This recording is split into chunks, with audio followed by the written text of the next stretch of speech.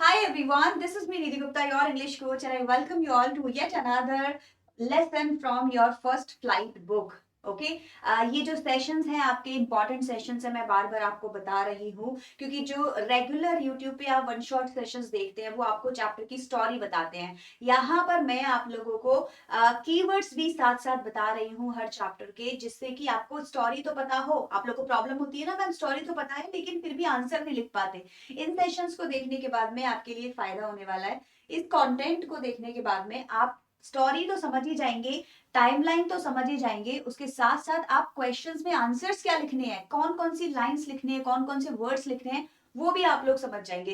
इसीलिए निधि मैम के जो ये वन शॉट है इनको जरूर देखें, सारे चैप्टर के जो भी है जरूर देखना। प्लेलिस्ट की आप लोगों ने मुझे बोला मैम बन नहीं रही है प्रॉपरली, मैं करवा देती हूँ अरेंजमेंट, डोंट वरी। वैसे आपके पास में दो प्लेलिस्ट आराम से हैं, फर्स्ट फ्लाइट की और फुटप्रिंट्स विदाउट फीट की। आज का जो सेशन है वो होने वाला है आपका द प्रपोजल के ऊपर। क्या है द प्रपोजल? आपका एक प्ले है। क्या है? प्ले है। इसीलिए बच्चों को ये जो लेसन है वो बहुत बड़ा लगता है, बोलते मैम इतना लंबा चैप्टर पढ़ने की जरूरत है क्या? बिल्कुल मत पढ़ना। इस वाले चैप्टर को एनसीईआरटी में बिल्कुल मत पढ़ो इस टाइम पे। वैसे पढ़ लो, मन के लिए पढ़ लो, इंजॉयमेंट के लिए पढ़ लो, लेकिन अभी पढ़ने से कोई फायदा नहीं है। आप लोगों का अच्छा खासा टाइम वेस्ट हो जाएगा और इस चैप्टर में आपको कुछ भी ऐसा लगेगा नहीं कि पढ़ने से बड़ा फायदा हुआ। वन शॉट से काम चल जाएगा मेरे। ओके, क्यों बोल रही हूं मैं ऐसा? क्योंकि देखो ये एक प्ले है, ड्रामा है। ड्रामा में एक स्टोरी के साथ साथ स्टोरी तो होती है हर जगह, शॉर्ट स्टोरी पढ़ लो, इजी होती है, कम टाइम में आप पढ़ लोगे। लेकिन ड्रामा और प्ले में क्या होता है ना, अननेसेसरी चीजें ऐड हो जाती हैं, जैसे कि स्टेज डायरेक्शन ऐड हो जाएंगे ब्रैकेट्स में। वो लाफ किया, वो एंटर किया, वो गया आया, इनको स्टेज डायरेक्शंस बोलते हैं, है ना। ये ऐड हो जाएंगे। इसके अलावा अननेसेसरी डायलॉग्स ऐड हो जाएंगे, एक ही बात को बार बार रिपीट करना, जो डायलॉग बोलने का तरीका होता है, तो इसमें आपका टाइम बहुत ज्यादा वेस्ट हो जाएगा। इसीलिए आप सिर्फ वन शॉट देख लीजिए मेरा। यहाँ पे इंपॉर्टेंट पॉइंट्स और कीवर्ड्स जो है वो मैंने ऐड कर दिए हैं। सेशन ऑफ कोर्स एक वन शॉट का होने वाला है, इंपॉर्टेंट कीवर्ड्स पढ़ने वाले हैं, मैसेज बहुत अच्छे अच्छे इस लेसन में से है, इसीलिए हम इसको निगलेक्ट नहीं कर सकते। तो इन मैसेजेस को समझेंगे। लास्ट में एक क्वेश्चन जो मैं आपसे हर बार पूछती हूँ उसका आंसर आप लोग मुझे कमेंट में देते हो। मैं कोशिश करूंगी उसको चेक करूं और आपको आपकी गलतियां भी बता दूं, ठीक है। चलो भाई, तो चैप्टर का नाम है द प्रपोजल। पूरा पूरा नाम क्या है? A marriage proposal. वही वाला प्रपोजल जो आप वैलेंटाइंस डे पे देते हैं, या फिर एक लड़का जब किसी लड़की को प्रपोज करता है शादी के लिए, तब जो प्रपोजल देता है, ठीक है, उसी की बात हो रही है पूरे चैप्टर में। ये एक देखो वन एक्ट प्ले है बेटा। क्या है? One act play. पहले 5 एक्ट्स के प्ले हुआ करते थे, मतलब सीन तो होते ही है, उसके अलावा एक्ट भी होते हैं। यहाँ पे एक ही एक्ट में प्ले खत्म हो जाएगा। रशियन प्ले है ये। क्या है? एक रशियन प्ले है। इसके जो राइटर है वो एंटन चेखोव है। आपको पता होना चाहिए, आंसर लिखने में कॉन्टेक्स्ट में आप इसको लिख सकते हो। रशियन प्ले है, इसीलिए जो कैरेक्टर्स के नाम है वो भी रशियन है, जो करेंसी की बात हुई है वो भी रशियन है, जो सराउंडिंग्स की बात हुई है वो भी रशियन है, ठीक है। It's a farce. एक फार्स प्ले है, मतलब कोई सीरियस प्ले नहीं है, कॉमिक प्ले है, ठीक है। कॉमिक का मतलब होता है एक ऐसा कॉमिक जहां आप दूसरे के ऊपर सटायर कर सके या उसका मजाक बना सके, या कुछ इंपॉर्टेंट टॉपिक्स को फनी वे में डिस्कस कर सके। जैसे कि मैरिज जैसा एक इंपॉर्टेंट पायस इंस्टीट्यूशन, उसको हम लोग कितना सीरियसली लेते हैं और उसके कितना मजाक बना रखा है आजकल, ये एक इंपॉर्टेंट इशू हो गया। अभी इसी इशू को यहाँ पे फनी वे में आपको प्रेजेंट किया गया आपके सामने, इसीलिए क्या हो जाता है? फार्स बन जाता है, ठीक है। तो एक फार्स हो गया ये आपका वन एक्ट प्ले हो गया। फनी और एब्सर्ड सिचुएशंस आपको देखने को मिलेंगी। फनी मतलब जहां मजे आए, मस्ती हो। एब्सर्ड मतलब इलॉजिकल, जहां पे कोई लॉजिक ही नहीं है बातों का। जैसे जब आप डॉगीज के लेके लड़ रहे हैं, मेरा डॉगी अच्छा है, मेरा डॉगी अच्छा है, कितना इलॉजिकल है ये, राइट। लेकिन आप रियल लाइफ में देखेंगे तो हम ऐसी ही छोटी छोटी पैटी चीजों पे क्या करते हैं? लड़ते हैं। अगर सामने वाला देखेगा तो उसको सेम वही फील होगा जैसे आपको ये प्ले पढ़ते हुए होता है, राइट। लेकिन हम रियलाइज नहीं करते कि हम कितनी बकवास बातों पे लड़ाई कर रहे होते हैं। सो यहाँ पे मैरिज से रिलेटेड टॉपिक चल रहा होगा। Now the play is set in a Russian community, okay, country side of Russia. Russia के ही एक किसी टाउन कस्बे की ये स्टोरी होने वाली है। और यहाँ पे जो इंपॉर्टेंट पॉइंट है जो आपको समझना है, या फिर आप कॉन्टेक्स्ट बना सकते हैं अपने चैप्टर का। कोई भी क्वेश्चन आए उसके आंसर को लिखने के लिए कॉन्टेक्स्ट चाहिए होता है, राइट। मतलब कैसे आंसर को स्टार्ट करें। आप देखो, यहाँ देखो, the play showcases mindset of wealthy families who encourage marriage with in wealthy society so that they can develop their state, अपना स्टेट बढ़ा सके। मतलब क्या हुआ कि यहाँ पे एक ऐसा माइंडसेट बताया गया है जो वेल्दी सोसाइटी के लोगों का है, ओके तो होता क्या है, मैरिज जैसे इंस्टीट्यूशन को यहाँ पे एक मॉकरी उसकी करी गई है, मजाक बनाया गया है और उसको सीरियसली नहीं लिया गया है। दो लोग शादी कब करते हैं, तब उनको ऐसा लगे कि हम एक दूसरे को लाइक करते हैं, अफेक्शन है एक दूसरे की तरफ, या हम एक दूसरे को रिस्पेक्ट करते हैं, right. Otherwise we should not marry, that is the whole sole agenda of marrying. But यहाँ पे एक ऐसा माइंडसेट दिखाया गया है जहां वेल्दी लोग एक दूसरे के बच्चों की आपस में शादियां करा देते हैं ताकि इनका वेल्थ और इनका वेल्थ एक साथ मिले और डबल अप हो सके, मतलब बढ़ सके। सो सिर्फ इसीलिए शादी करना कि हमारा इकोनॉमिक स्टेटस जो है वो मेंटेन रहे या और ज्यादा बढ़ जाए। तो यहाँ पे आपने नोटिस किया मटेरियलिस्टिक चीजों को ज्यादा वैल्यू दी जा रही है और लव इफेक्शन जैसे फीलिंग्स को कम वैल्यू दी जा रही है। लड़ रहे हैं, एक दूसरे को अब्यूज कर रहे हैं, लेकिन फिर भी एक दूसरे के साथ शादी करने को तैयार हैं। क्यों? क्योंकि दोनों पैसे वाले हैं, दोनों के पास अच्छा खासा लग्जरी है, उनके पास में इकोनॉमिकल स्टेटस उनका अच्छा है। क्लियर हो गया? तो ये माइंडसेट बताता है इसको आप लोग वर्ड्स में कैसे लिखेंगे। ये कीवर्ड मैंने आपको दे दिया है, मैसेज भी है, थीम भी है, आंसर लिखने के लिए कॉन्टेक्स्ट भी है। क्लियर हो गया? चलो आगे बढ़ते हैं, कैरेक्टर्स की बात कर लेते हैं। नाम याद करने में कोई भी डरेगा नहीं, सिर्फ उतने उतने नाम याद करेंगे जो मैं बता रही हूँ। पहला नाम हो गया आपका चुबकोव, जहां भी आंसर में लिखना है चुबकोव लिखिए, पूरा लिखने की कोई जरूरत नहीं है। हाँ बट पढ़ लो पूरा, कई क्वेश्चन में आए आपको ये कौन कैरेक्टर है हम जानते ही नहीं, ऐसा मत करना।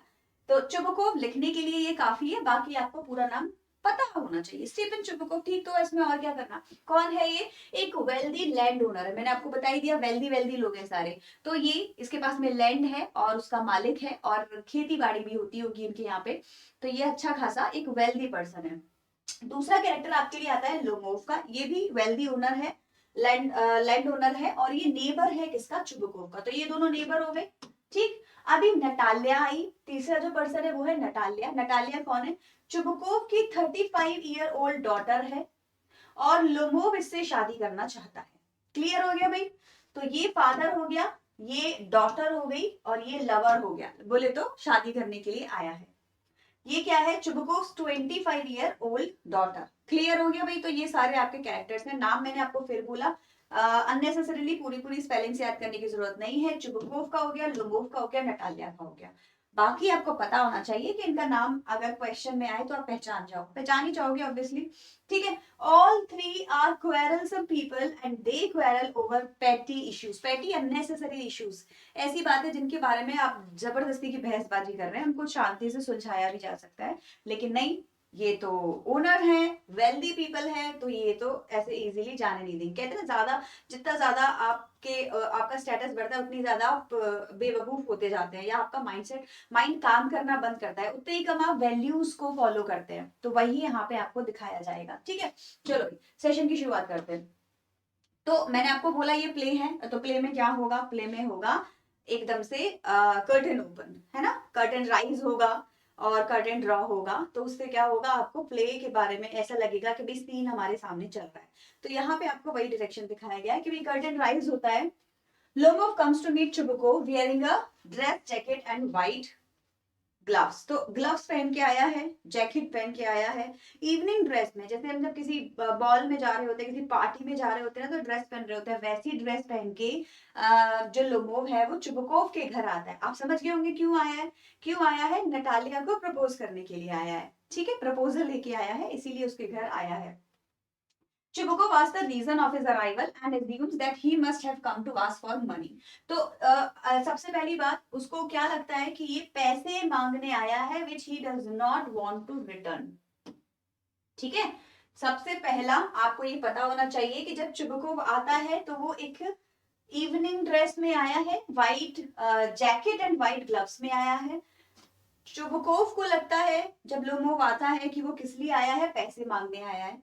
लोमोव नर्वस है, नर्वस तो है, but tries to express his desire to marry Natalia. फिर भी वो, देखो इसको आप इस तरीके से लिखिए आंसर में, tries, he is nervous but tries to express his desire to marry Natalia. Natalia से शादी करने के लिए बताता है कि देखो मैं आया तो इसीलिए हूँ कि मुझे नटालिया से शादी करनी है। अब इस बीच में पता क्या होता है, बहुत ड्रामा। ये जो मैंने 3 लाइनों में आपको लिख के दी है ना स्टोरी, आप विश्वास करिए ये पूरे 1 पेज की स्टोरी है, जिसमें कि वो आता है, जो चुबकोव है उसको my precious, my dearie, my this, my love, ऐसे ऐसे करके उसको बोलता है, क्यों आए हो, कैसे आए हो, यहाँ पे नर्वसनेस दिखाई गई है ब्रैकेट्स के अंदर, स्टेज डायरेक्शन में उसके फीलिंग्स को दिखाया गया है।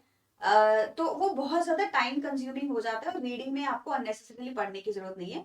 3 इंपॉर्टेंट पॉइंट्स है। इवनिंग जैकेट में आता है, चुबुकोव को लगता है पैसे मांगने आया है, but Lomov feels nervous and finally says कि मैं आपकी बेटी से शादी करने आया हूँ।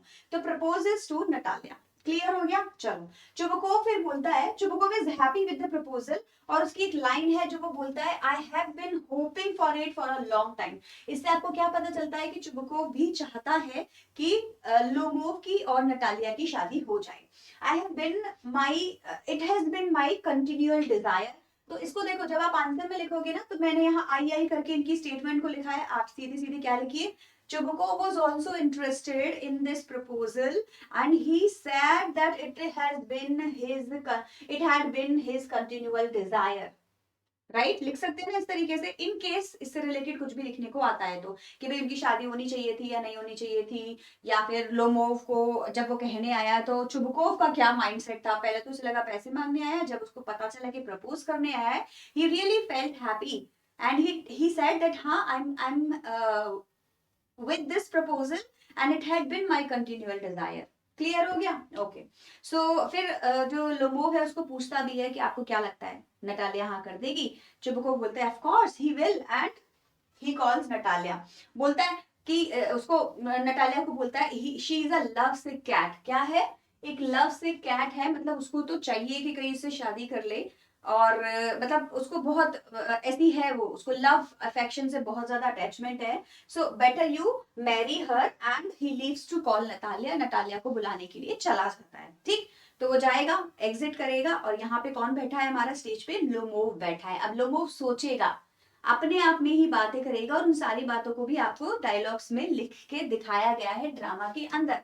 क्या बातें करता है वो? अपने आप से कहता है कि देखो, एक तो मैं 35 ईयर्स का हो गया, तो देखो ये वाला स्टेटमेंट, ठीक है, और ये वाला, ये दोनों आपके लिए इंपॉर्टेंट है, पूरी पूरी लाइनें, क्योंकि ये एक तरीके से कैरेक्टर स्केच हो गया लोमोव का, और ये हो गया नटालिया का। इनको हेडिंग्स बनाओ, इनके अंदर अंदर कैरेक्टर लिखाना अगर लिखने की जरूरत पड़ती है।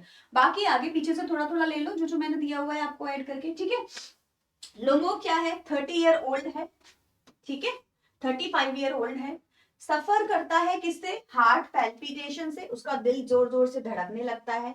एक प्रॉब्लम उसकी ये है, he is not able to sleep at night, रात को सो नहीं पाता है। दूसरी प्रॉब्लम उसकी ये है, something in his left side gives a pull, कुछ खिंचाव सा महसूस होता है उसको उसकी लेफ्ट साइड में।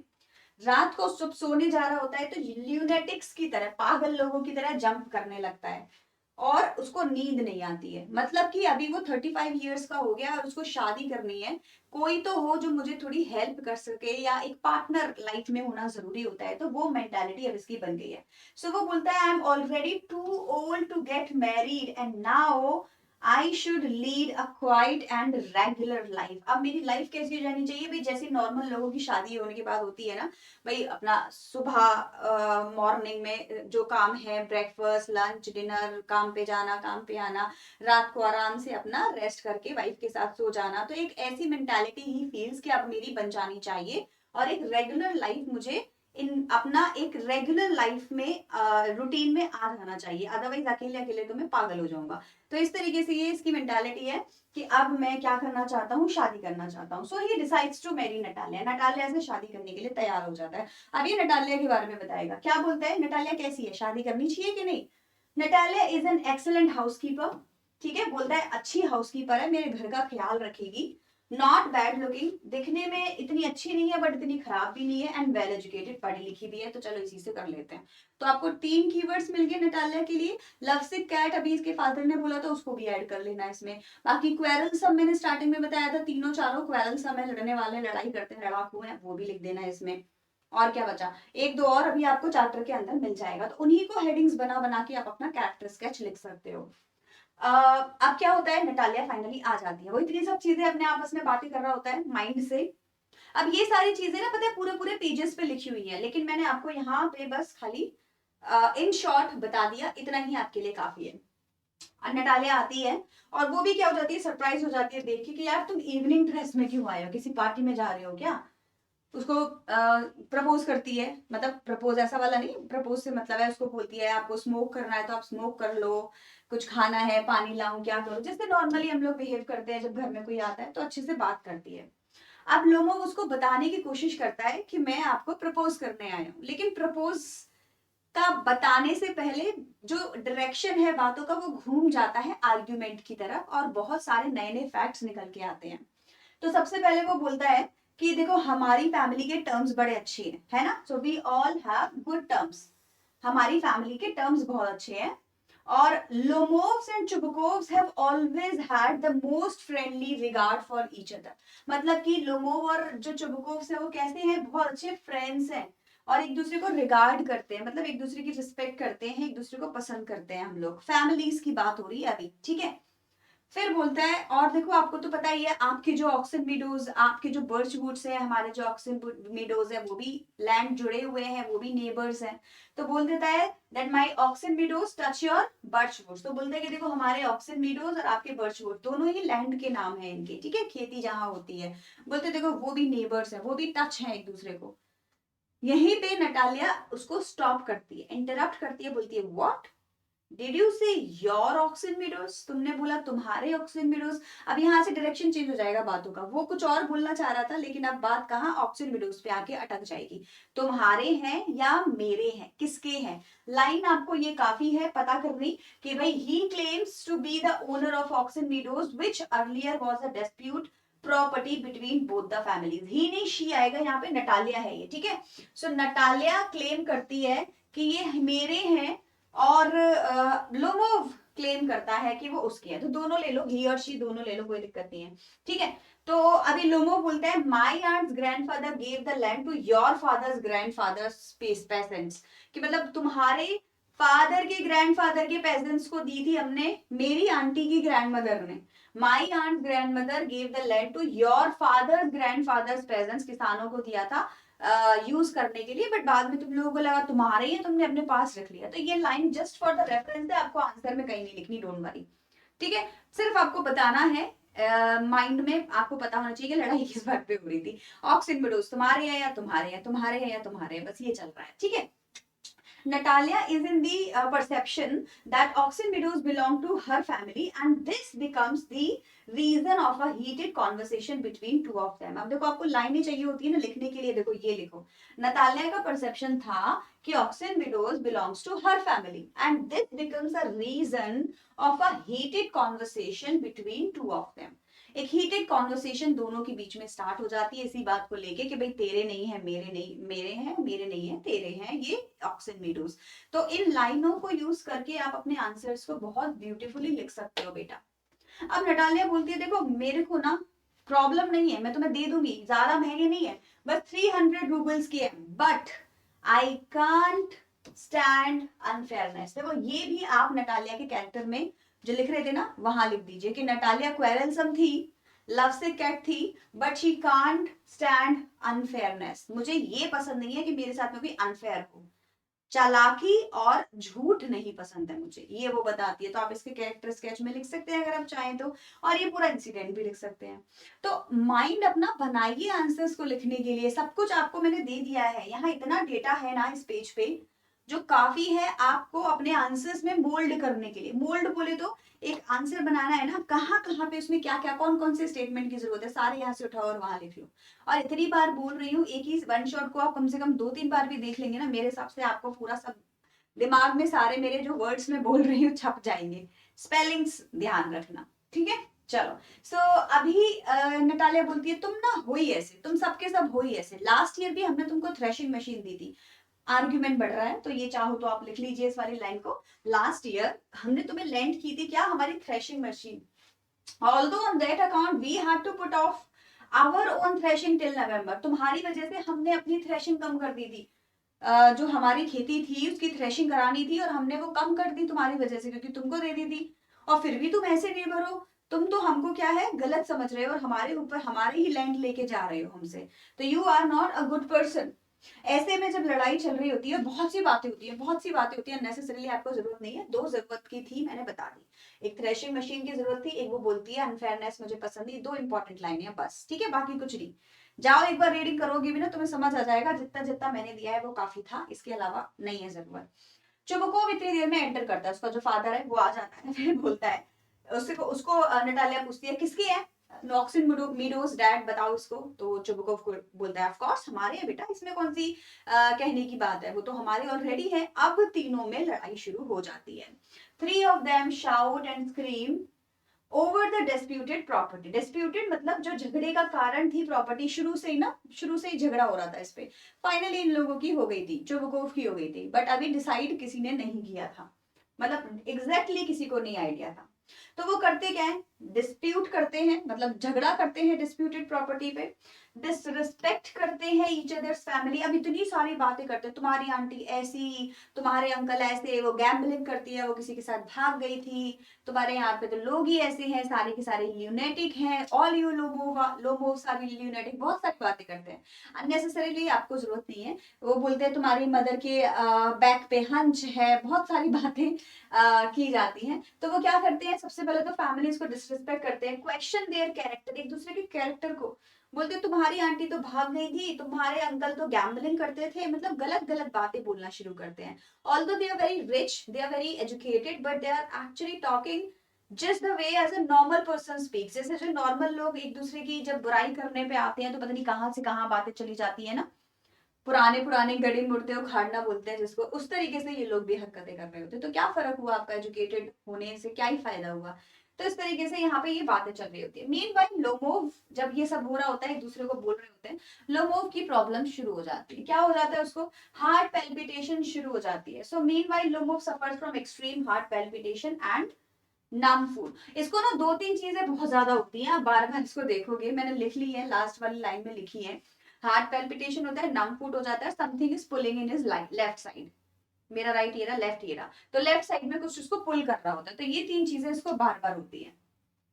अब Chubukov and Natalia order Lomov to leave the house immediately and continue abusing him.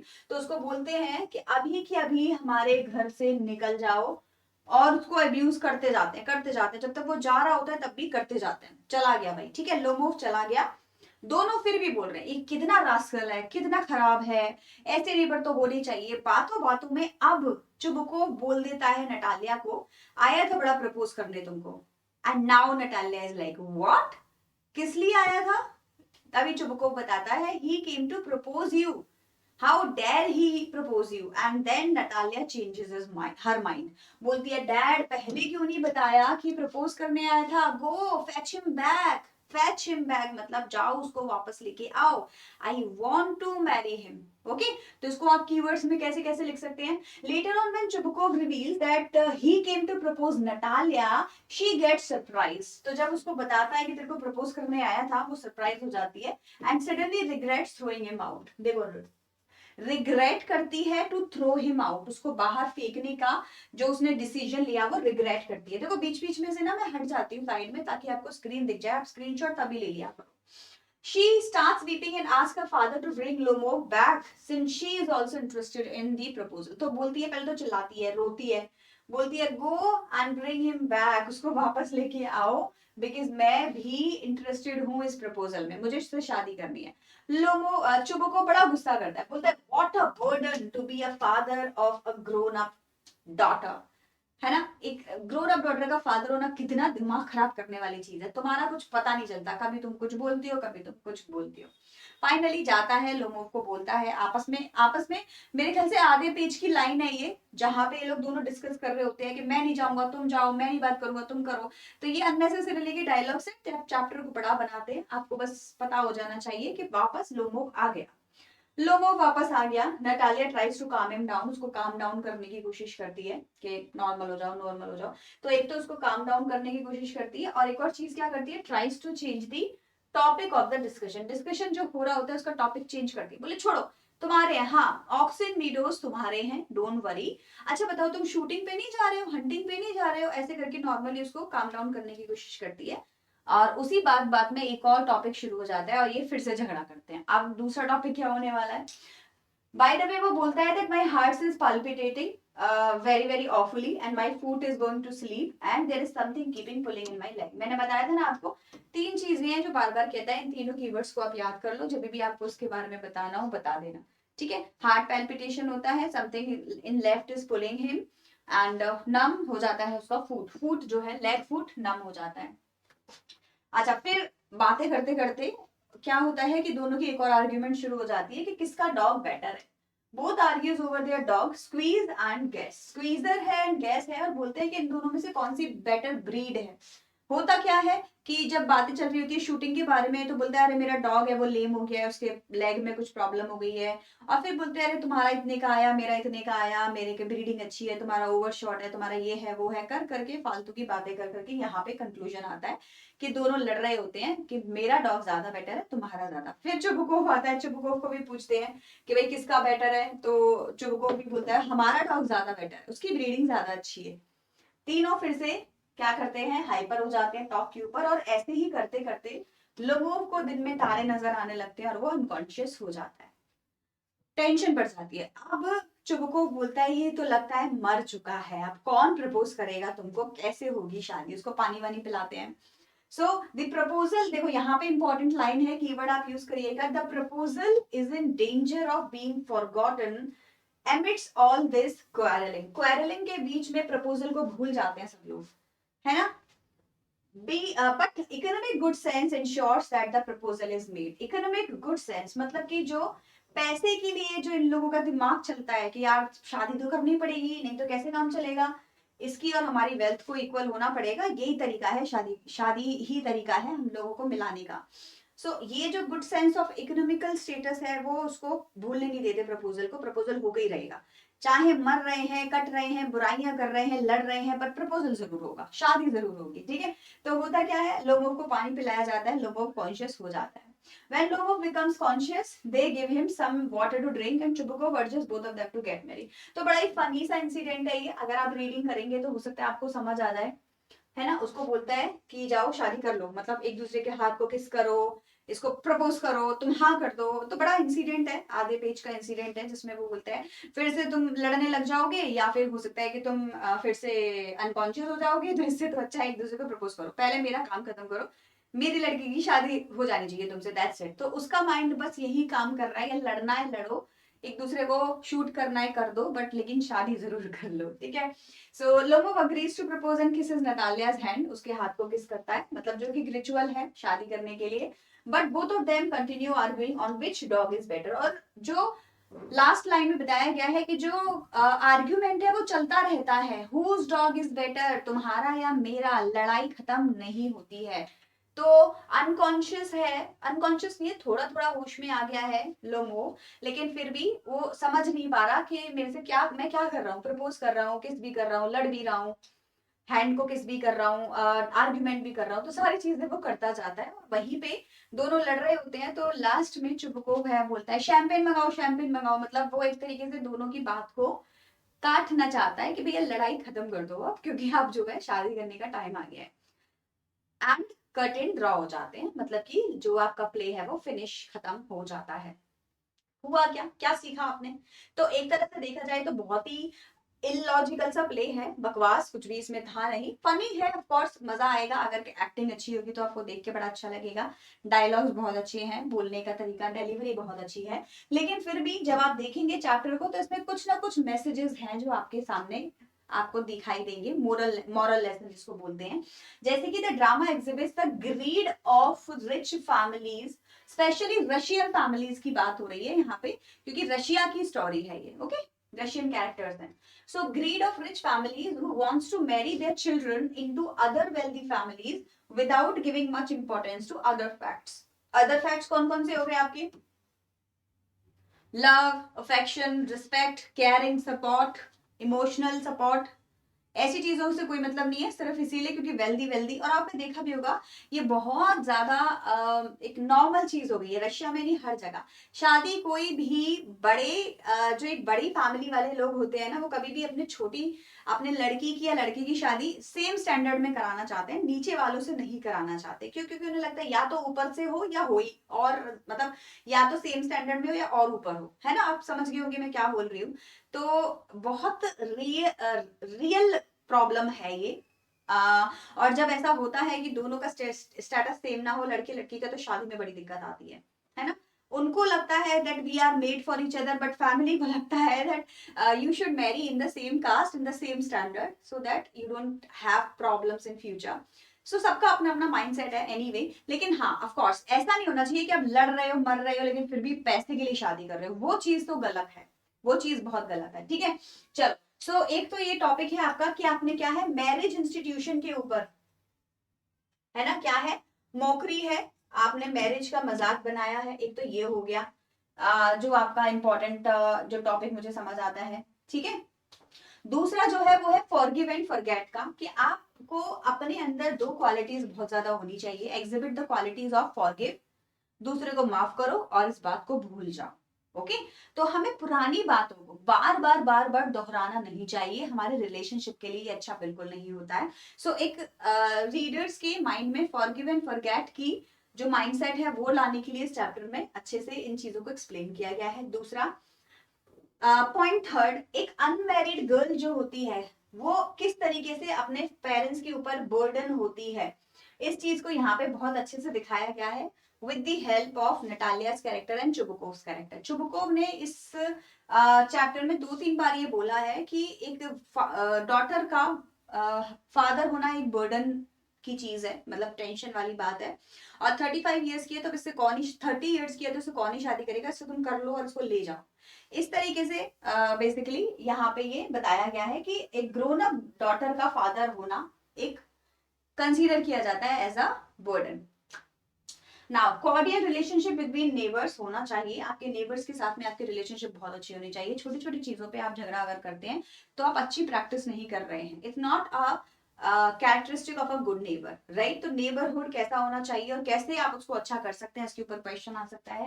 Next of course, अपना टेम्परामेंट अपना कंट्रोल करके रखना चाहिए, एंगर। अदरवाइज एंगर जितना ज्यादा होगा आप अपने रिलेशंस को क्या कर देंगे, स्पॉइल कर देंगे। इसके अलावा लेट्स से कि अच्छे रिलेशनशिप को मेंटेन करने के लिए जरूरी है कि सही समय पे सही बात को भूला जाए, और किस समय पे किस आर्ग्यूमेंट के ऊपर कैसे बहस करनी है ये आपको पता होना चाहिए। ऐसा नहीं कि कभी भी लड़ने चले गए, बहस करने चले गए, इससे आप अपना सोशल स्टेटस खराब कर लेते हैं।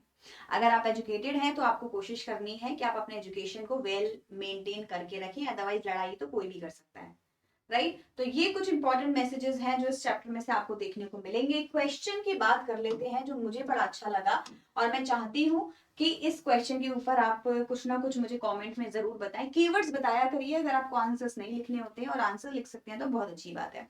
Marriage is an important source of companionship, of course भाई इंपॉर्टेंट है मैरिज करना, but in modern world the actual meaning of marriage is lost. अब तो मैरिज का कोई मतलब रह ही नहीं गया है। In the society in the story the proposal throw light on this statement with reference to the two characters present in the story।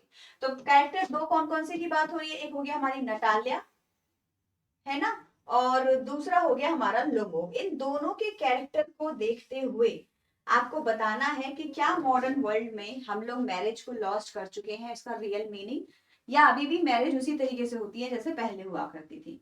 तो इस चीज के ऊपर आपको प्रकाश डालना है, throw some light and with reference to the two characters in the story. तो आई होप आपको समझ आ गया होगा क्वेश्चन, और काफी हद तक आप यही बोलने वाले हैं कि हाँ भाई ये जो है, यहाँ मैंने बहुत सारे कीवर्ड्स आपको अंदर दिए हैं सेशन के, कि मैरिज को वो क्यों मैरिज नहीं समझ रहे हैं, मतलब, और इसको एज अ बिजनेस बना दिया है दैट वेल्दी फैमिलीज आपस में मिल जाएंगी, डेवलप हो जाएगा उनका ईस्टेट। और उसको पता है कि नटालिया तो बस ऐसे ही है, बस नॉर्मल है, फिर भी बस शादी करना चाहते हैं क्योंकि उसकी फैमिली, उसकी खुद की पर्सनल लाइफ बहुत ज्यादा डिस्टर्ब हो रखी है। तो ये सारे पॉइंट्स आप इसमें ऐड करिए, मुझे बताइएगा आंसर लिख के।